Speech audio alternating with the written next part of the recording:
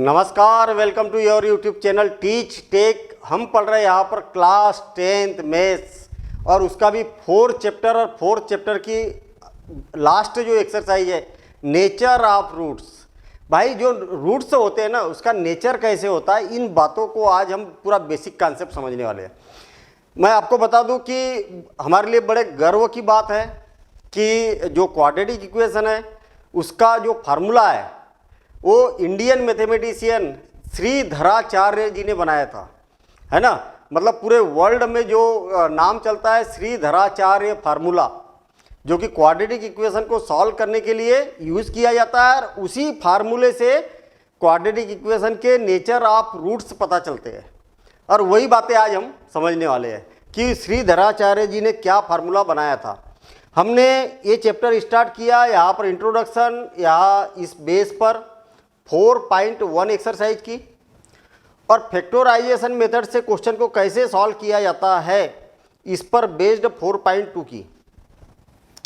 Nature of roots और roots find करने के लिए श्रीधराचार्य फार्मूले का यूज किया जाता है और इस बेस पर हम 4.3 एक्सरसाइज सॉल्व करेंगे और ये लास्ट एक्सरसाइज है।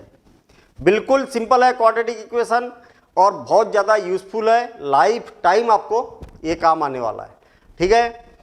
और इसके बाद में फिर हम समरी और एमसीक्यू भी करने वाले हैं, ठीक। तो चलिए आगे बढ़ते हैं हम। ये मेरा छोटा सा इंट्रोडक्शन है, ठीक है, आप पढ़ लेना। मैं आपको बता दूं कि 21 साल से मैं ऑफलाइन और 11 साल से ऑनलाइन के क्षेत्र में हूँ और बिल्कुल जीरो लेवल से टीच टेक में पढ़ाया जाता है। यही कारण है कि इंडिया के लाखों बच्चे टीच टेक के माध्यम से पढ़ चुके हैं और 100 में से कई बच्चे ऐसे 100 में से 100 मार्क्स ले आ चुके हैं। और बच्चों को मैथ्स जिनको बोरिंग भी लगता था उसका एक बड़ा इंटरेस्ट जग गया और कई बच्चे ऐसे हैं कि जो मैथ्स से भागते थे वो आईआईटी क्रैक कर चुके हैं। तो मैं आपको बता दूं कि मैथ्स बड़ा इजी है, बड़ा इंटरेस्टिंग है। आप थोड़ा सा इंटरेस्ट लीजिए, जैसा जैसा मैं बोल रहा हूँ वैसा करिए, ज़्यादा माथापच्ची नहीं है।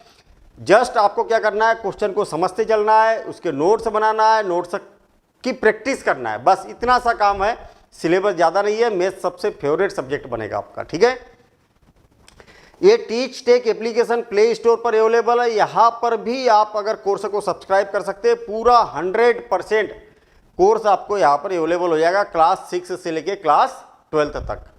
इसमें आपको नोट्स भी मिल जाएंगे और प्रैक्टिस सेट और सारी चीज़ें जो 10th क्लास के बच्चे को रिक्वायर्ड है, सारी चीज़ें एक ही प्लेटफॉर्म पर आपको सारी चीज़ें मिल जाएगी, ठीक है। चलिए हम बात करते हैं कि नेचर ऑफ रूट्स, जिसकी हम बात कर रहे थे, श्रीधराचार्य जी ने फार्मूला बनाया था। तो पहले थोड़ा सा, चूंकि इंडियन मैथमेटिशियन है तो श्रीधराचार्य जी ने कैसा सोचा और फार्मूला कैसा डेवलप हुआ इस बारे में हम थोड़ा सा यहाँ पर सोचते हैं। हमें मालूम है कि ax² plus bx plus c is equal to 0 ये क्वाड्रेटिक इक्वेशन का स्टैंडर्ड फॉर्म होता है। हाँ होता है ना। इनका ये मानना हुआ कि भाई x की वैल्यू तो चाहिए ना, हमें किसी तरीके से हमें x की वैल्यू निकालना है abc के टर्म में, abc की टर्म में x की वैल्यू निकालना है।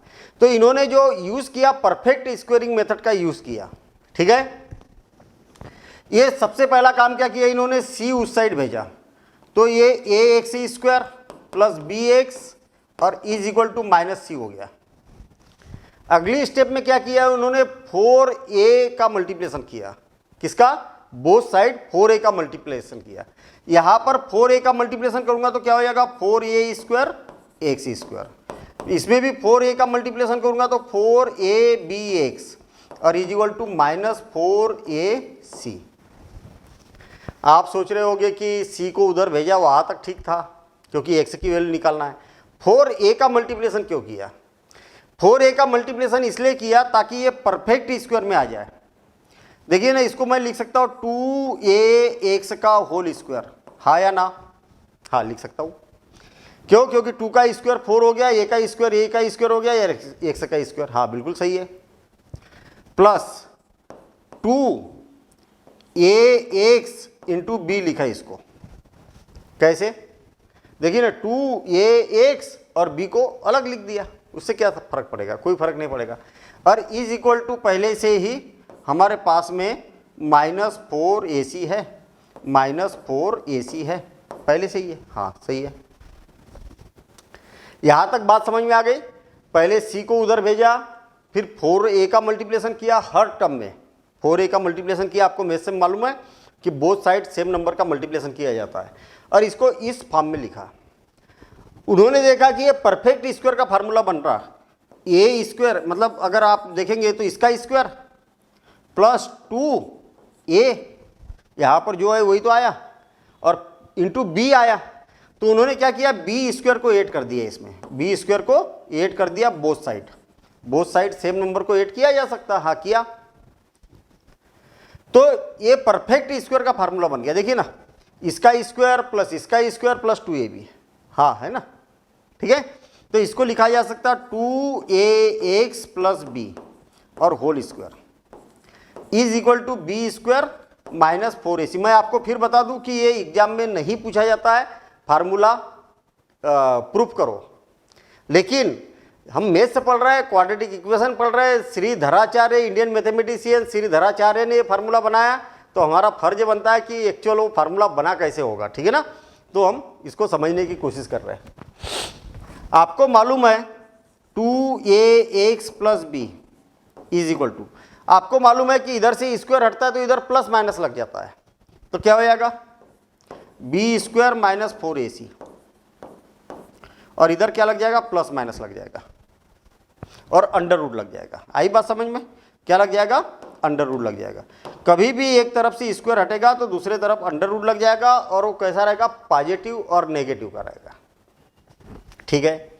अब इसके बाद में इस b को उधर शिफ्ट कराया इन्होंने, तो 2ax is equal to -b plus minus under root B square -4ac।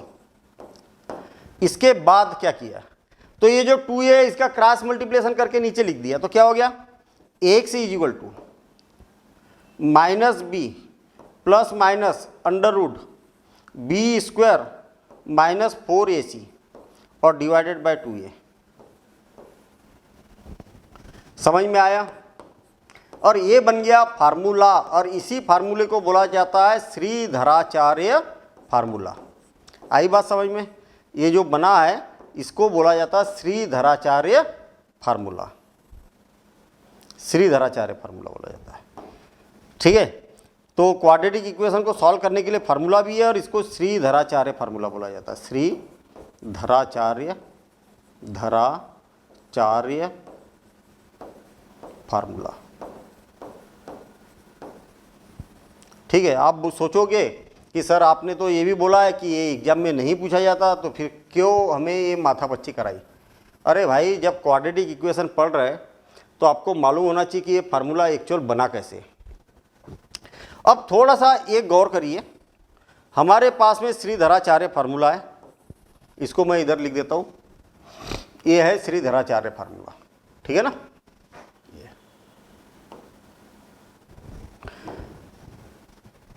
करना क्या है इसमें, बड़ा सिंपल सा काम है। जैसे मान लिया जाए X square plus 3x plus 2 is equal to 0। एक क्वेश्चन है हमारे पास में, क्वाड्रेटिक इक्वेशन का जनरल फॉर्म क्या है, 3x ये bx plus c is equal to 0।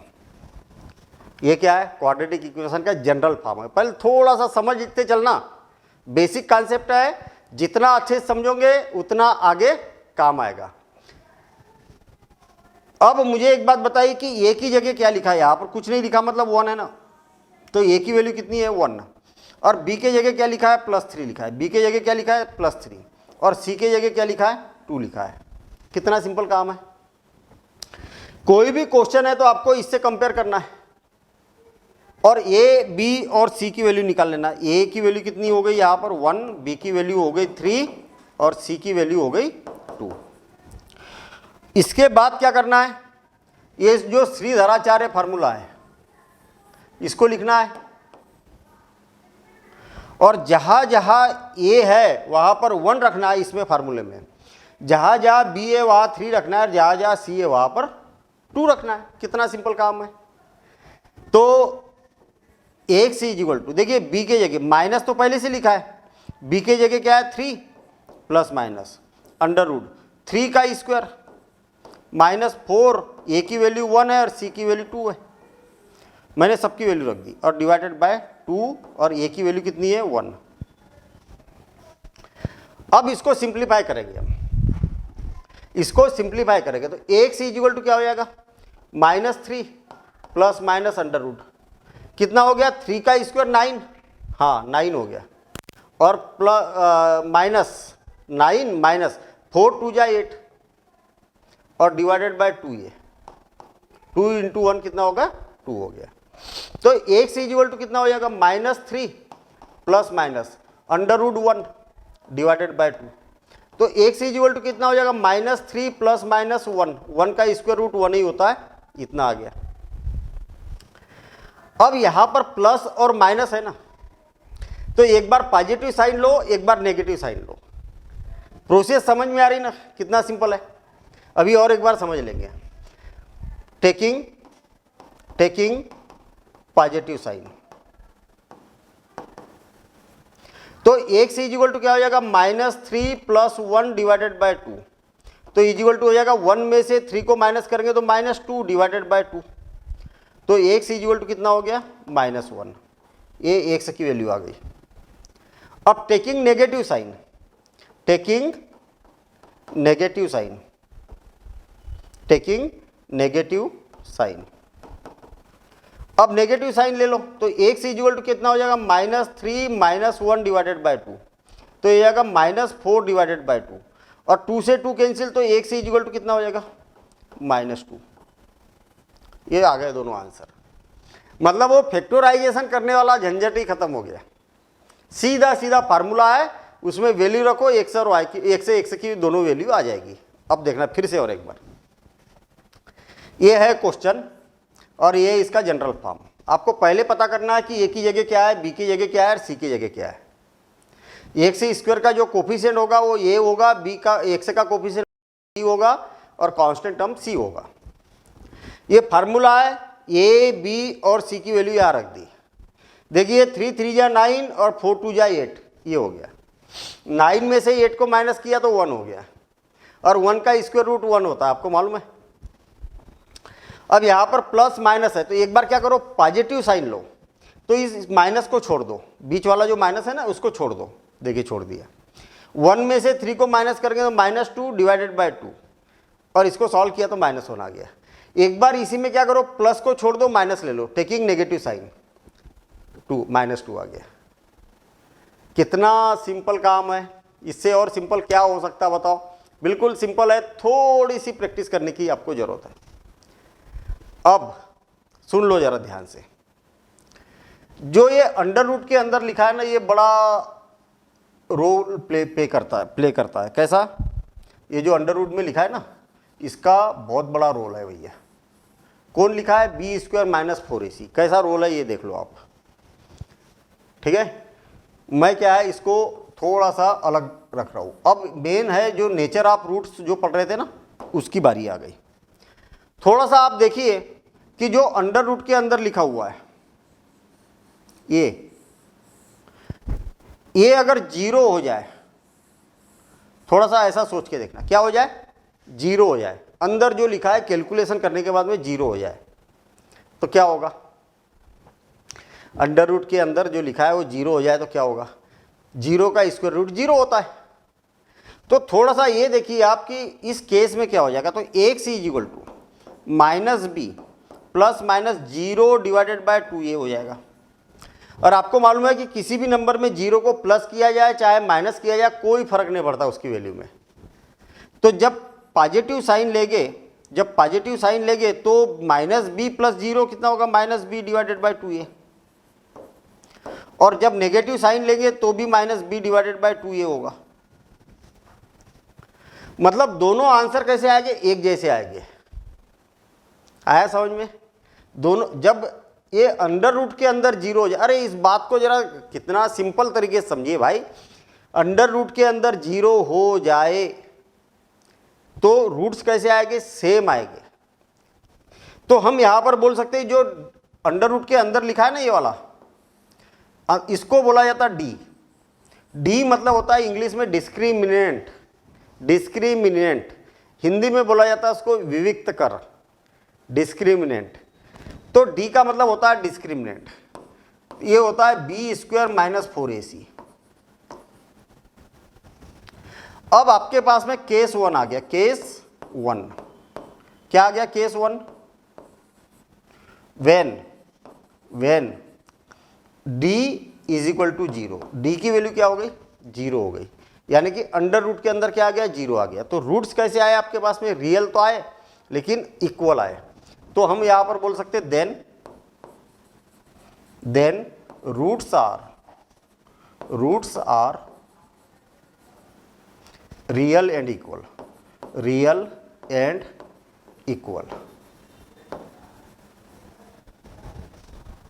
ये बात समझ में आ गई,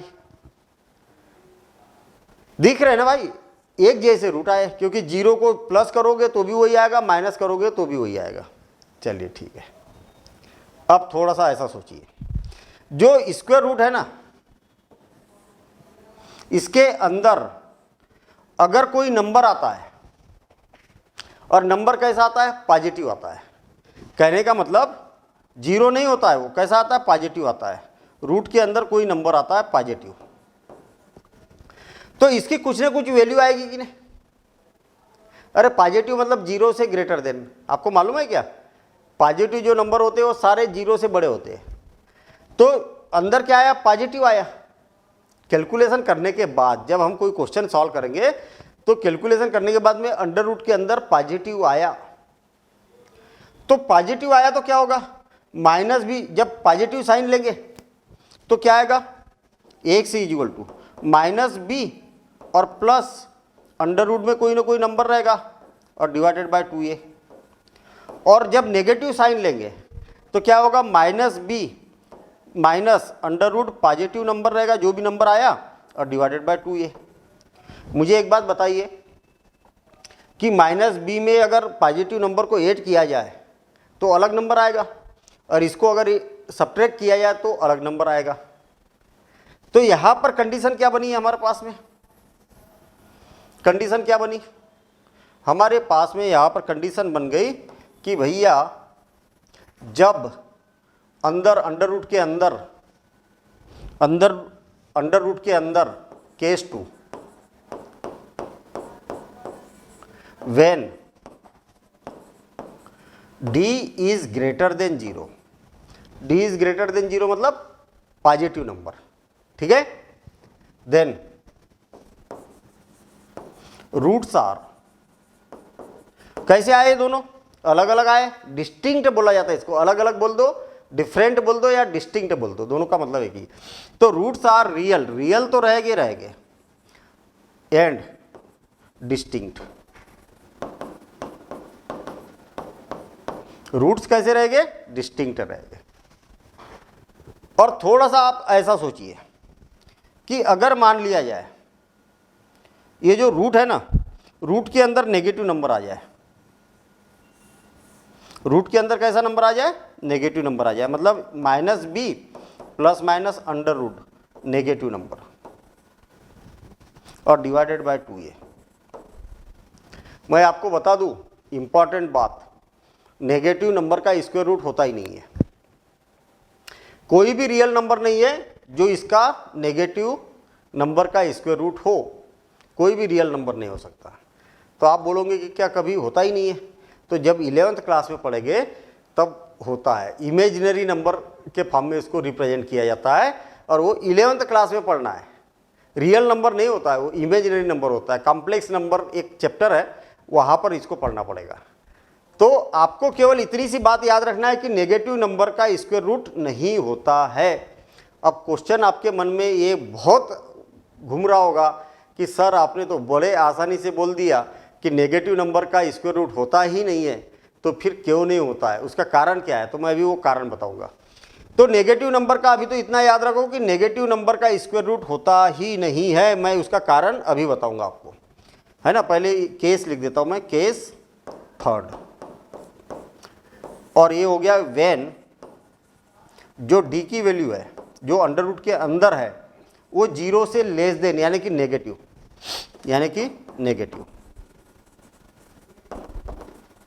और ये क्या, ग्रेटर देन मतलब पॉजिटिव।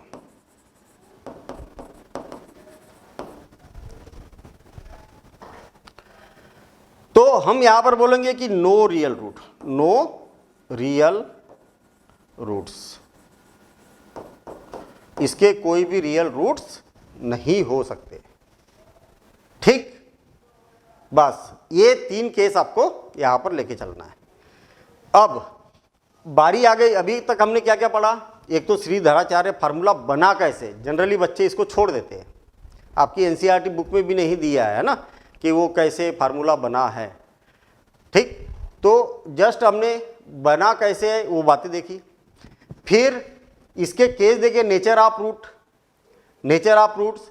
जब डी की वैल्यू 0 हो जाए यानी कि अंडर रूट के अंदर 0 आ जाए, बी स्क्वायर माइनस 4ac की वैल्यू 0 हो जाए तो रियल रूट्स रह गए। और ये एमसीक्यू में बिल्कुल पक्का क्वेश्चन होता है, बहुत ज़्यादा पूछा जाता है ना, नेचर ऑफ रूट्स, इस पर क्वेश्चन आता ही आता है।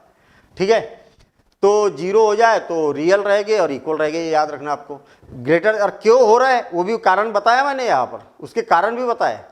कारण जब तक आप नहीं समझेंगे तब तक बात क्लियर नहीं होगी। अब बात रही कि नेगेटिव नंबर का स्क्वायर रूट क्यों नहीं होता है। तो जैसे मान लिया जाए मेरे पास में अंडर रूट -4 है, अंडर रूट के अंदर क्या है, नेगेटिव नंबर है, तो इसकी वैल्यू कितनी होती है, बस यही तो जानना चाह रहे हैं हम, इसकी वैल्यू कितनी होती है ये जानना चाह रहे हैं। तो मैं सपोज कर लेता हूं कि इसकी वैल्यू कितनी है, 1 है। अब 1 की वैल्यू फाइंड करना है, ये हमारा टारगेट है। हम क्या करते हैं, बोथ साइड स्क्वेयरिंग करते हैं। मैंने अगर स्क्वेयरिंग किया तो क्या हो गया, 1c square is equal to -4।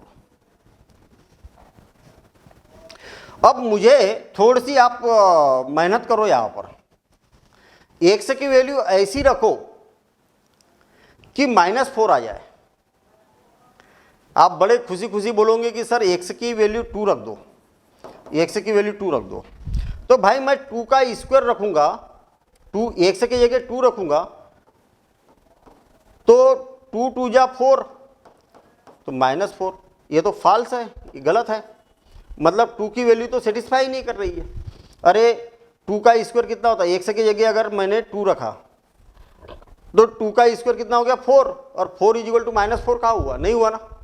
अच्छा, आप बोलोगे एक काम करिए सर आप तो -2 रख दो, आप जहाँ x है वहाँ पर -2 रख दो। तो -2 रखा मैंने, -2 का स्क्वायर -2 रखेंगे तो इज इक्वल टू -4। आपको मालूम है माइनस का स्क्वायर कितना होता है, प्लस, और 2 का स्क्वायर 4। अरे ये भी तो 4 ही हुआ, माइनस का स्क्वायर प्लस और 2 का स्क्वायर 4, तो ये भी तो फॉल्स है। मतलब दुनिया में कोई भी ऐसा रियल नंबर नहीं है कि जो आप x की वैल्यू रखोगे यहां पर तो -4 आ जाएगा, तो ऐसा कोई रियल नंबर हो ही नहीं सकता। तो इसलिए अंडर रूट के अंदर अगर नेगेटिव नंबर रहेगा तो उसका कोई रियल वैल्यू नहीं होती है। तो इस केस में जब भी क्वेश्चन आएगा कि भाई डी की वैल्यू 0 से छोटी रहेगी यानी कि नेगेटिव रहेगी, तो आपको तुरंत बोल देना है कि भैया ये क्वेश्चन हम नहीं कर सकते। क्यों, क्योंकि इसके रियल रूट होते ही नहीं है। तो ये बातें आप नोट कर लो। मैं चाहूँगा कि अगर आप श्रीधराचार्य फार्मूला भी एक आध बार प्रूव करके देख लो तो मज़ा आ जाएगा आपको। लाइफ टाइम ये नहीं रहेगा कि अच्छा सर ये फार्मूला बना कैसे हैं। तो इससे रिलेटेड क्वेश्चन करेंगे हम अगली क्लास में। पहले एग्जाम्पल्स को सॉल्व करेंगे और एग्जाम्पल्स को सॉल्व करने के बाद सारे एग्जाम्पल सॉल्व करेंगे, फिर उसके बाद में एक्सरसाइज के भी सारे क्वेश्चन करेंगे। ठीक है, तो मिलेंगे हम अगले वीडियो में। आप इसको नोट कर लीजिए, मैं हट जाता हूँ थोड़ा सा, और इसको रोक के नोट कर लीजिए। नोट्स आपके प्रॉपर बनना चाहिए। ठीक, तो नेक्स्ट क्लास में मिलते हैं हम नए एक्सरसाइज के एग्जाम्पल के साथ में। Thank you, all the best.